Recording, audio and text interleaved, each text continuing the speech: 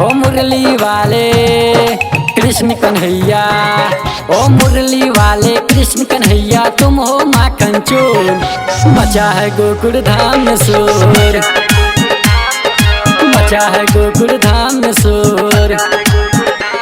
ओ मुरली वाले कृष्ण कन्हैया, तुम हो माखन चोर, मचा है गोकुल धाम में शोर, मचा है गोकुल धाम में शोर।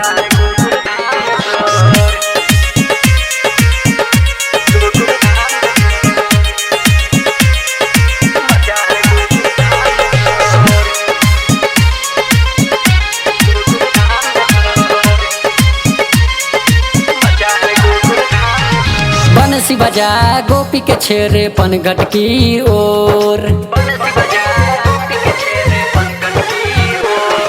बंसी बजा गोपी के छेरे पनघट की ओर, ग्वाल सखा गैया भी घूमे घूमे संग चोर,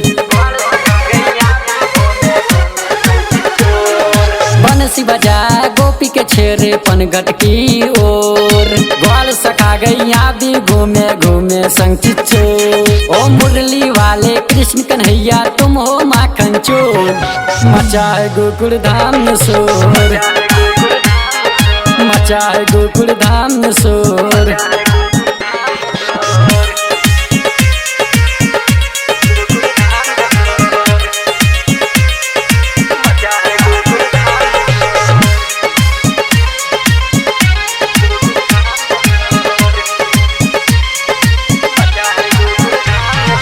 कदम के डाली बैठा कान्हा छलिया नंद किशोर, कदम के डाली बैठा कान्हा छलिया नंद किशोर, बंसी बजाया सबके झुमाया कान्हा माखन चोर,